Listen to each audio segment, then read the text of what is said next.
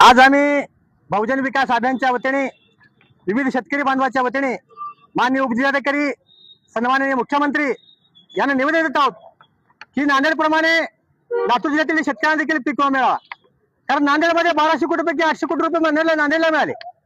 तिथे जिल्हाधिकाऱ्यांनी अत्यंत उत्तम कामगिरी केली म्हणून त्यांना ते पैसे मिळाले। मात्र लातूर जिल्हा या पीक विम्याच्या यादीमधून वगळण्यात आलाय। हा अन्याय आहे। लातूर जिल्ह्यामध्ये पाऊस पडला नाही का?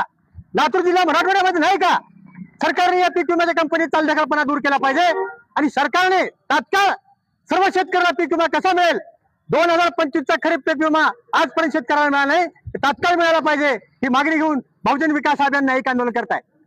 आमची मागणी आहे शासनाने शेतकऱ्याला हेक्टरी 17,000 रुपये जमीन खरडून गेली म्हणून अनुदान जाहीर केलं, मात्र ते देखील अनुदान आजपर्यंत मिळालं नाही। अनेक सगळे शेतकरी असताना त्यांना कोणी म्हणजे समोर जात नाही। पण सरकारला विनंती आहे आमची, तुम्ही शेतकऱ्याच्या मागणीकडे लक्ष द्या। तात्काळ पीक विमा शेतकऱ्याचा नाही मिळाला तर बहुजन विकास अभियान नांदेड सत्याग्रह करणार आहे। शेतकऱ्याला जोपर्यंत न्याय मिळणार नाही, कारण विविध आंदोलन आजपर्यंत केलेत, आता सरकार जागा होत नाही। पीक विमा मालामाल झालेत, शेतकरी हैराण आहेत।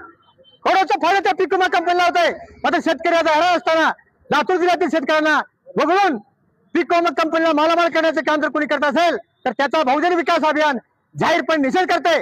जोपर्यंत शेतकऱ्याला पीक विमा मिळणार नाही, शेतकऱ्याला